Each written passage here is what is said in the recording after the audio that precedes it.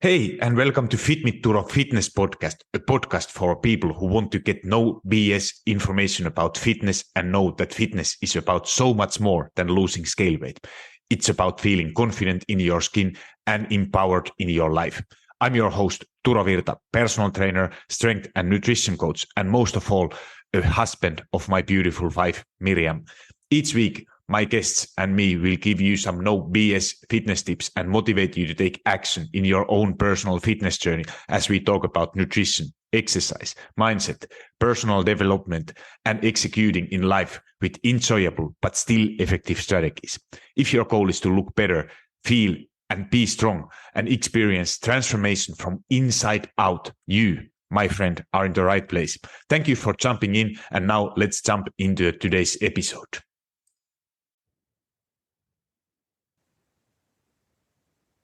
Hey, and welcome to Turo Fitness Podcast. Today's episode, I'm talking about how to do cardio without sacrificing muscle, as this is a topic what actually got into my attention in my recent holiday, where I was seeing like that so many people were just doing endless cardio without touching weights, without touching any kind of or doing any kind of resistance training. And I will get back to that story in a while. So, but before going there, just for this topic, because there's I have seen so many people are doing it in a kind of wrong way, or there is not right. There is no absolute wrong way, but you could do it so much better. And because as you will learn from this episode, that most people focus simply on cardio, and especially in a weight loss tool.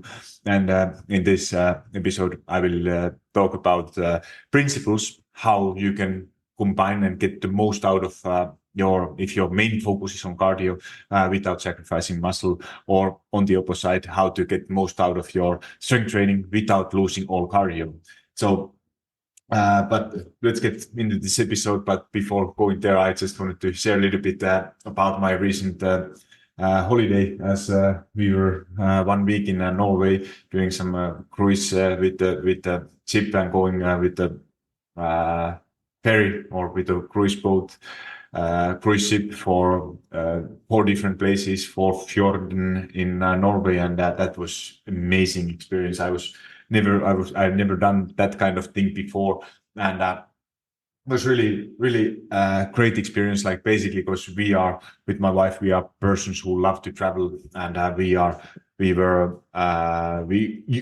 used to go like you go from place to another place, that you never kind of stay in the same place longer than a couple of days. And now this was a great opportunity, like going for a different city. We saw Kristiansand and Bergen, 2 different fjorden and small villages there. Weekend Elfjord, and it was a great place. Like you get out of ferry, have a 1 day time in a city where you are, and then when you get back, you go for dinner, you go for a ferry or a cruise boat, and having your dinner, and while you are sleeping, you are going into a next destination. So there is no kind of traveling and or traveling somebody else. You are traveling while you are sleeping, and you don't have to really worry about where to find the food, where to find a restaurant. So this was absolutely experience what we loved, and for sure going to do it in the future. So when what came to my mind on that trip was when obviously there was a gym, and even my goal was not to work out. I was thinking like that, because for me, when you are on holiday, you should do things you naturally enjoy. But for me, it was being there. It was an opportunity. It was like I originally said that if I do something, I do. If not, I'm not going to worry about it. But I know I'm as active person as that I kind of need to do something. It's not like nothing crazy, but just simply walking, doing some little strength session to feel so much better. And there, when you are like, especially we were 2 days just on the boat, so there was not too many things to do. You can't walk, you can't do so, and I was using kind of those opportunities to do some kind of small workout.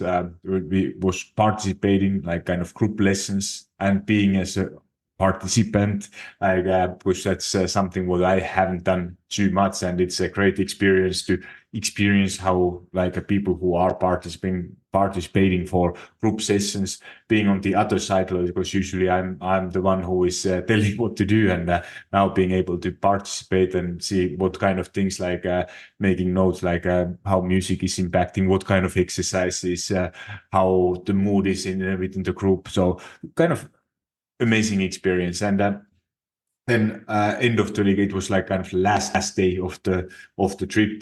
There were like so many people in the morning. Like usually you didn't see a lot of people there, especially on the days when we were on a harbor. We had a time of activity. So I was with my wife. We usually tend to go like doing one short 30-minute workout session before going into a day.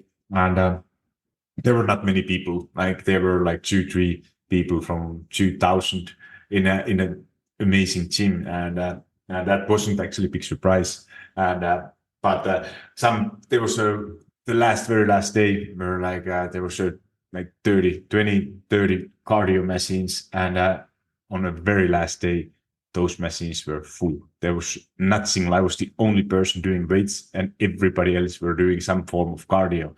And then I thought, okay, maybe they do kind of warm up or something, but none of them uh, touched some weights. And then at the same time, or a little bit after, there was some Zumba lesson where like only women were doing something, and I was just looking like nothing away from that, but just looking what they were doing. Like obviously, it's not my thing. I don't say that it's a bad thing to do, but it was just some dancing movie. It looks like kind of funny.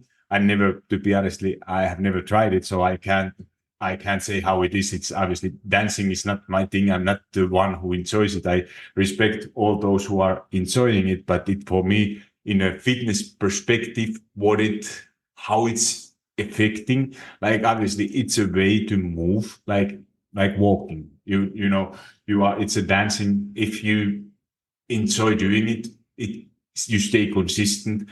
Uh, Obviously, it's a great way to do it. I'm not saying that it's a bad thing, but it's not that you don't get so many benefits. Like it's not hard for your muscles. You don't really train your endurance. Like it's not a cardio, like kind of little bit cardio movement, but it's kind of like more for me. It was at least that session what I saw was more like kind of activity. So you are like if you are walking, that is a activity. There is some kind of benefits, but I was just thinking that you could get so much more out of for that hour. Like obviously it's not always counting hours. It's more about having also some fun and good time while doing something for your health. But that sessions, when I saw so many people doing just the cardio, it got me thinking like that.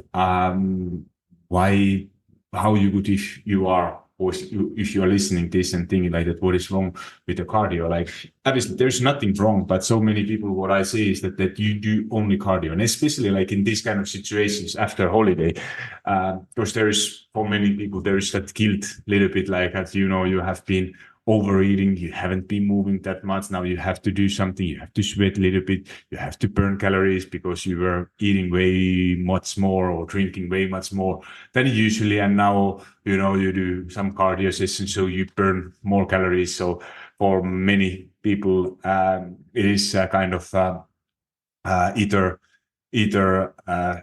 for the feeling guilt or kind of deserving those that, I have done that workout today, I can eat a bit more today. So kind of earning those calories. And that is something what I wanted to touch about.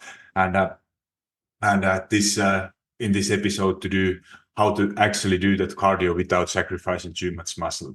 So especially older people, because as you probably know, people who are after turning 30, 35 years old, we start to lose our muscle mass if we don't fight against it.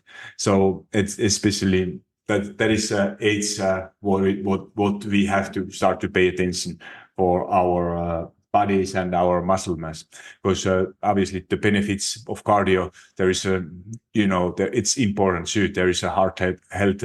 It helps with your metabolism, and especially for mental health, especially if you do it outside, getting some sunlight. Are huge benefits for your mental health, which often are not talked that much. Then obviously for muscle training, it's that you are making sure that you are not losing. Because if you do only cardio, it's actually something even you most misunderstanding is like that if you do cardio, like if you do, let's say, you are a runner, or you are going hiking, or you do some kind of that you are building muscle because you are using, for example, if you use your arms, or exercises like bicycling, that you are actually building muscle because you are using a lot of muscle, or like your leg muscles while you are doing this cardio. And that is not quite true. Like obviously you use those muscles, but have you seen some kind of a cardio athlete who is actually doing only bicycling and having huge leg muscles? So that doesn't usually, you might build a little bit, yes, but it's very, very hard, because you have to think like that, how many, like what you have to do to build muscle. Like there is a few things what need to happen. So it's consistent overload.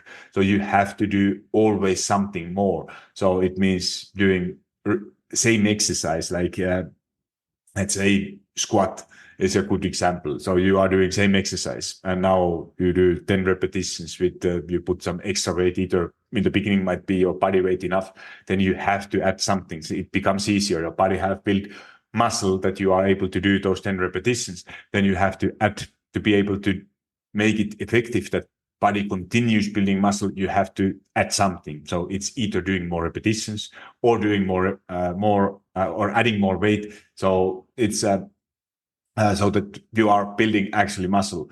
So, and the same thing is if you think it like with the bicycling, that is not going to happen. Like you are using those muscles, but there is not really like something more. Okay, some days you might be going longer or going faster, but there is not really like that. That is kind of endless road. You can't follow those principles all the time, and that's why it's not the most optimal, or it doesn't build. Actually, it's a form of cardio. It doesn't build muscle. If it's something new, you have never done it in the beginning, you might be able to do it for a short time, but then longer you do it, that won't help you building muscle. So those are like why that muscle is so important, especially when we age, is that also that metabolism, like I had a people like that, when we are getting older, your basic metabolism, so basal metabolic rate, it's decreasing if you are losing muscle. So we are losing 7 to 10% per decade if we don't fight against it.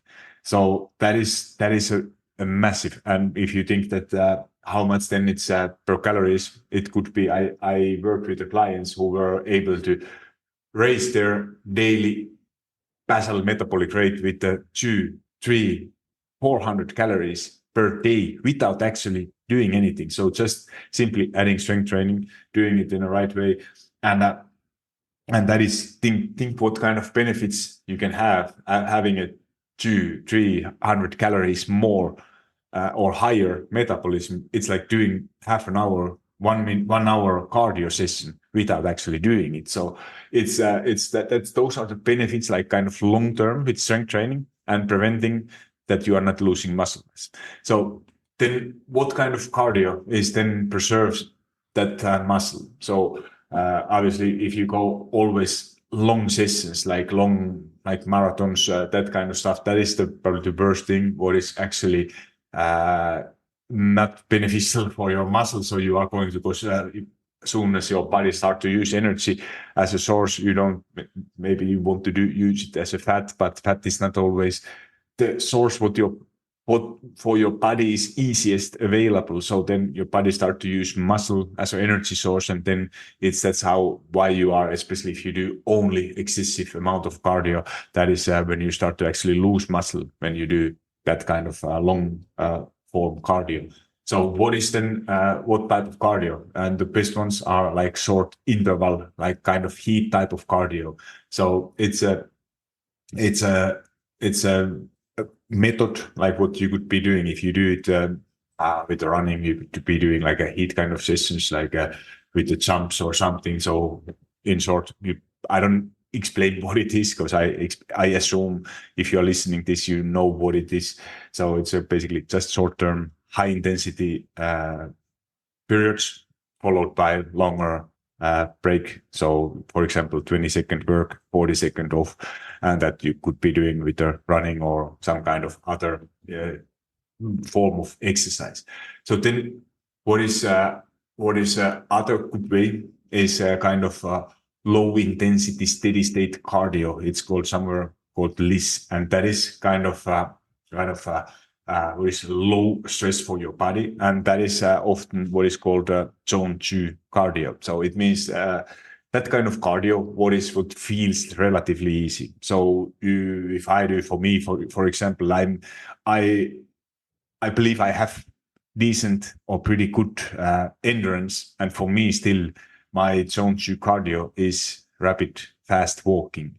And if I'm not, obviously I'm not a runner. I don't go for running, but for me, fast walking, I'm in a zone 2 or hiking. Hiking is the other of my favorite ways of doing it. Obviously, if I start to go high on a hill, like doing height meters, then it's getting pretty tough for my legs too, and that is not always the most optimal zone 2 cardio training. But especially if it's on a flat and not incline, my zone 2 cardio is, for me, is just walking, and that is often, especially when I talk with the athletes, like if you think like what is the most optimal way to combine or to improve your cardio, it's a kind of combination of this zone 2, zone 4, like those intervals, and that is the best way, because most people, they do like I did it also always. I was kind of chasing when I went to run. When I was a professional hockey player,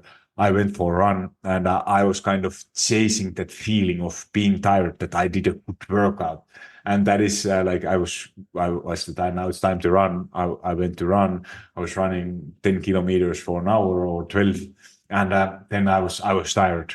But I was most of the time in zone 3, sometimes even zone 4, basically never in zone 2. And what that does, it's a pretty big stress for your body. Obviously, you take a lot of time to recover, and then you can't do it that much. And now, instead, if I go for a fast walk and combine it with high interval trainings, like in a zone 4, like for me, zone 4 training is often it's an intense tennis, or I do with my group higher interval training sometimes. So that is kind of my zone 4 training, and that is the best combination what I have been doing. So you can do like walking, you can do it relatively a lot without it's impacting how that you are getting tired, or it's big stress for your body. Because this is always those are two different things. What I learned only when I got a little bit older, that to listening your body and not kind of chasing that feeling what you get,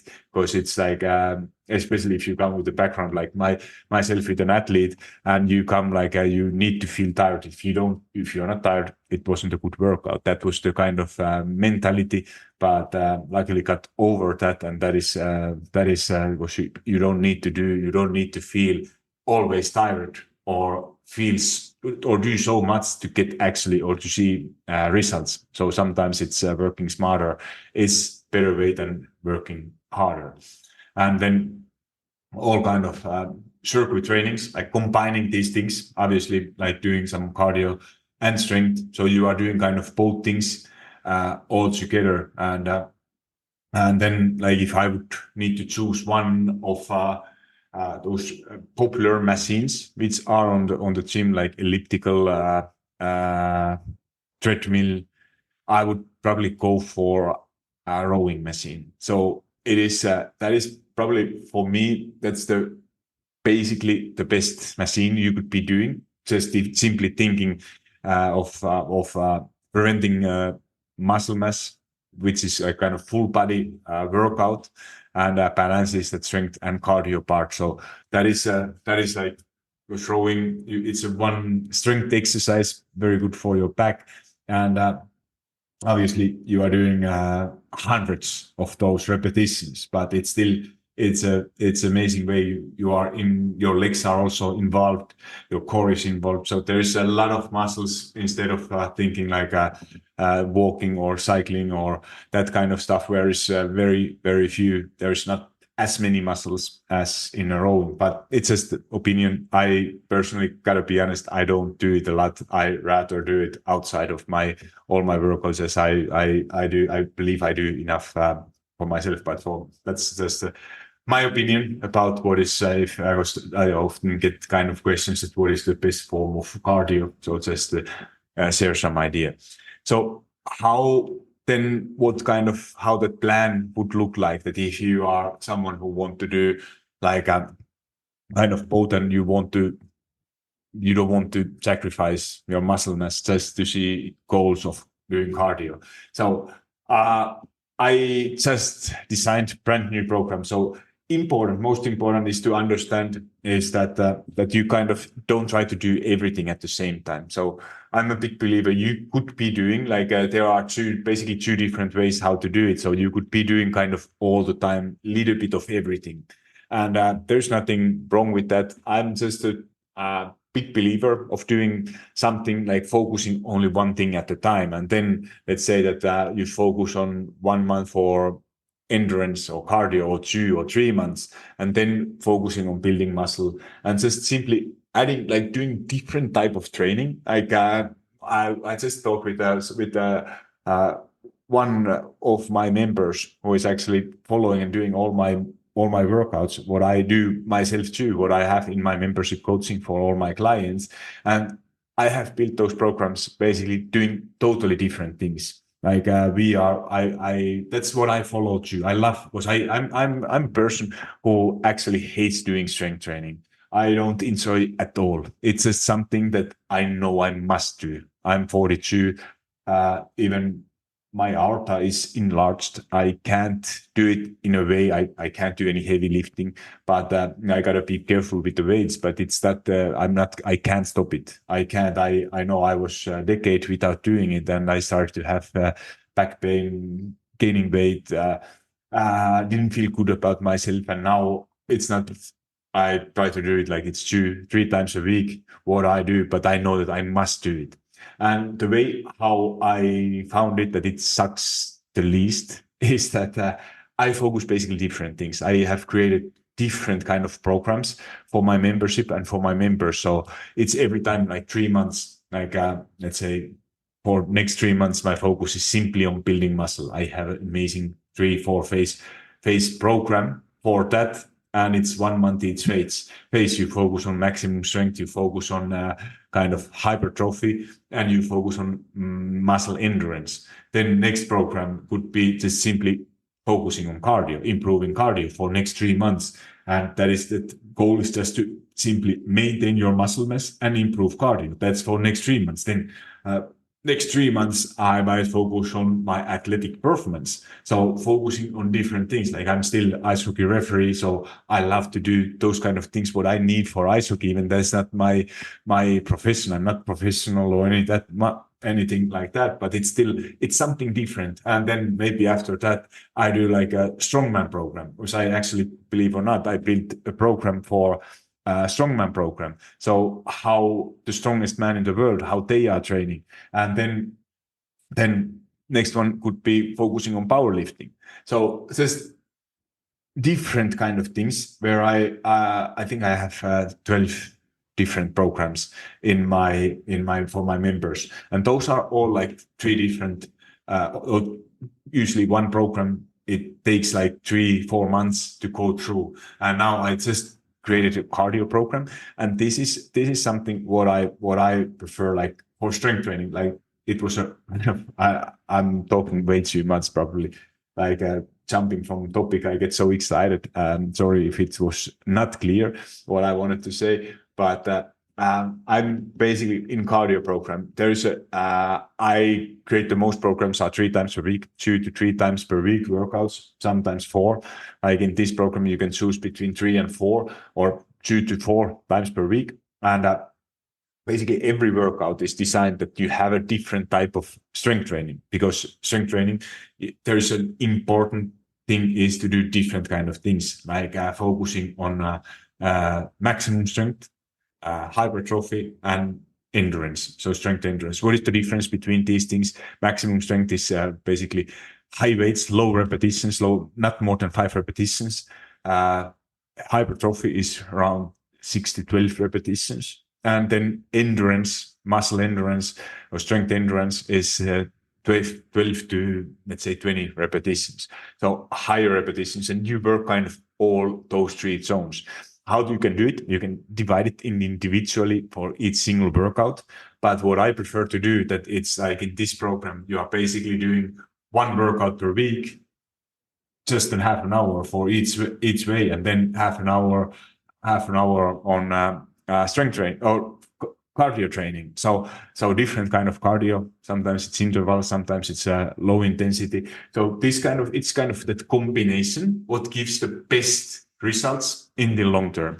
Because mistake what I see people are doing is that you do either only cardio or only weights, or there's not really program on place, so you don't really train all your muscles, or you don't do all kind of repetitions. When I ask from people what kind of repetitions, most people tend to do like around 10 repetitions, because that is kind of, it's for me also the kind of sweet spot, what I feel the most comfortable of doing. But our bodies are adapting, we are getting used to so quickly, and that's why what I have seen from my own training, from my clients, you get a lot better results and a lot faster when you focus one thing at a time, do it for a month, then next month focus on a different thing. And not kind of, if you never change the way how you like, exercise selection is something what you shouldn't change too much.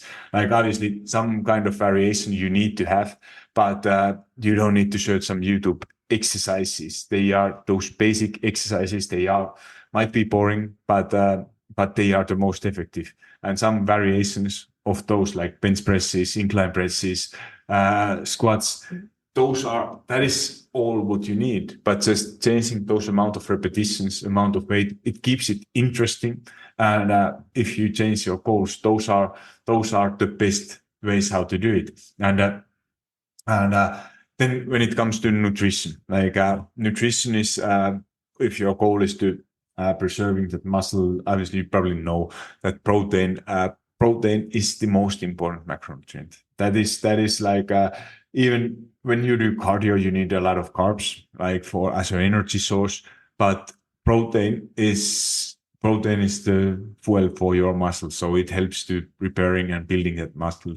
So the main focus is always eating high protein diet, and kind of obviously balanced meals, learning to eat kind of balanced meals to support those energy levels, and having that your overall health. So these are basic things what I think most people know. Then it's just about like how to actually do it in a real life. So those are things what we are talking in our membership, my coaching, like because that is some kind of answer that it's for every person a bit different. But when there are type of people, then you might always learn from other people. Oh, this is a great idea. It's and that's what I love in community. Like people, they are sharing kind of tips. It's not coming always from me, but it's coming from someone else who is maybe exactly the same situation than you are, or having similar situation. So that is the power of community and this kind of membership, that you have that support what you need. And then obviously hydration is plays big part on your performance, and especially in recovery. So hydration, that's one of the most common and most loved. Like I do for my membership coaching, I do always weekly challenges. Like it's a small thing, like either there's usually monthly a bigger thing. Now in July it was 300,000 steps. And I was amazed to see so many members hit that number, and some of them would never hit it before. And now they were like so amazed that they couldn't believe that they finally hit it. So big number. So those are kind of bigger monthly challenges. And weekly there's always some kind of small challenges, and often I just put focus on water, and that is kind of challenge what people are struggling. So me too. Like it's really like building those habits. Like now I gotta drink water when I'm recording this, because it's something just to remember to do. And when you have some small challenges to do it, then it's a lot likely that you actually do those things what you basically what you should be doing, but you are just not doing. And that is the power of, there's nothing like magical what you have never heard, that it's something totally new. It's just uh you're doing things what you should be doing, but you do them consistently. And that is the power of coaching. That's actually somebody who said that who is a good coach is a good coach is someone who gets you doing things what you should be doing, but consistently. So there's basically, there's no big secrets like 2024. If you are looking like that, there's some secret what I have been missing. No, there is not, but it's just doing consistent things what you should be doing. And obviously, one thing for nutritional tips is a meal timing. So, what is the best time to eat around your workouts to maximize that muscle preservation and recovery? So there is a not it basically it doesn't matter that much. It makes a big role, like after getting within like protein, for example. Some people say that it should be 30 minutes after, and especially like some all supplement companies, they found a studies that there was a bit higher effect if you had your protein within 30 minutes. And then, like, of course, people are thinking like, how the hell what I should be eating? I don't have any chicken breast with me within 30 minutes of workout. So what I'm going to do, I'm going to take some shake with me. So, but that's not quite true. So it's basically within, I think it's 2 hours before or after your workout. So basically, if it doesn't matter what time you are working out, you are within that time almost always. So if you are eating, you are having your meal at either breakfast. If you eat breakfast, lunch, dinner, it's your workout. It's hard to get. It's within that 2 hours before or after. So you don't have to basically worry about it too much. But if you don't, then it's recommended that you have it pretty close to your workout. Before or after doesn't basically matter. So those are just from meal timing, and then like to wrap this episode, there is I wrote an article about it. You find it from my website, personaltrainer.turo.com, if you're interested. And as you're a listener of my podcast, I talked about my membership. I would love to see you there. And as a listener of my podcast, it's coming. It's a new month. It's beginning of August. During this weekend, I'm running a offer to join for my membership. So you will have 30% off, and you will find link from my show notes. And I really hope to see you inside. It's a membership. You have access to all my workout apps, my programs. So exactly. You have 4 different 3-4 month different program. You have a coach, you have a great support group in a Facebook group, in an app where we are talking. There's a weekly challenges, possibilities to win prizes, live calls, basically nothing or if you need something else, you can always let me know. I'm always curious to improve my membership. And the best part of this, you have nothing to lose. If you are for some reason not happy with membership, it was not what you wanted to get, you have 2 weeks, no questions asked, money back guarantee. So you have nothing to lose. I really hope I put link to my show notes, and I really hope to see you inside. So thank you for listening, and hope to see you inside and talk to you soon.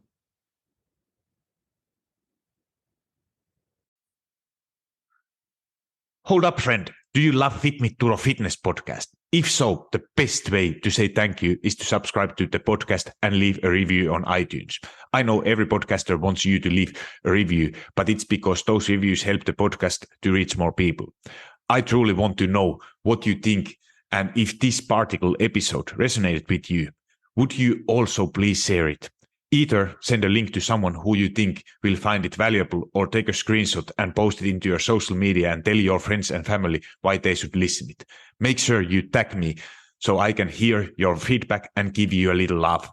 And if you aren't already following me on Instagram or TikTok, that's the perfect time to hit that follow button. Thank you for being here and listening to Fit Me to a Fitness podcast.